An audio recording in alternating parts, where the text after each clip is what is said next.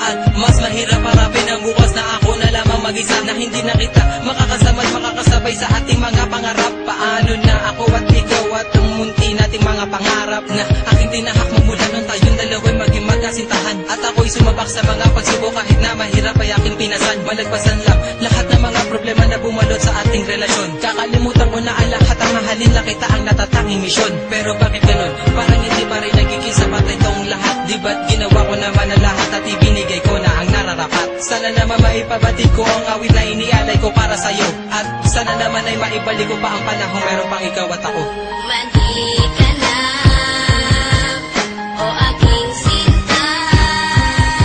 Di ko sinasadya na patuhain ka. Patawarin mo ako sa kasalanan ko. Bumalik ka na, sinta ko.